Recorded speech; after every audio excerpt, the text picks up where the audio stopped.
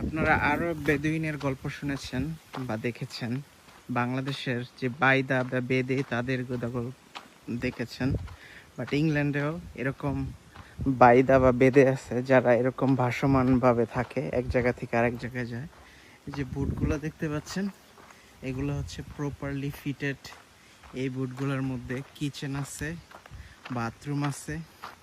এই যে এখানে একটা কলও আছে, দেখেন এই যে ট্যাপ, পানি ছাড়লে পানি পরে, ফ্রেশ ওয়াটার। তো ফ্রেশ ওয়াটার সব কিছুই আছে এখানে। বেডরুম তৈরি করা আছে। তো ওরা এক জায়গা থেকে আরেক জায়গায় যায় আর কি, এক জায়গায় থাকতে পারে না বেশি দিন। 1 মাস পরে পরে ওরা জায়গা চেঞ্জ করতে হয়, মানে স্টেবল কোনো জায়গায় থাকতে পারে না ওরা। তো যেটা বলছিলাম, এক একটা বোট, যেমন এটা একটু পুরনো, এটা ধরেন 15-20,000 পাউন্ড এটার খরচ। আর যদি আপনি বানাইতে চান ব্র্যান্ড নিউ, তাহলে ধরেন 150,000 পাউন্ড এরকম লাগবে আর কি। ডিপেন্ডস আপনি ভিতরে কীরকম স্পেসিফিকেশন চাচ্ছেন, কীরকম চাচ্ছেন ওইটার উপর।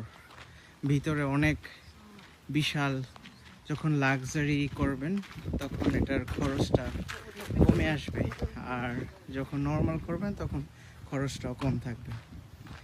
এগুলো হচ্ছে ইংল্যান্ডের বেদেদের জীবন। এখানে এদের কোনো বাড়ি ঘর নাই, এদের এটাই বাড়ি, এটাই ঘর, এরা এখানেই থাকে, এখানেই সব কিছু ওদের। এরা বাংলাদেশের পুরা বেদেদের মতো এদের জীবন আর কি, কোনো ভিন্নতা নাই।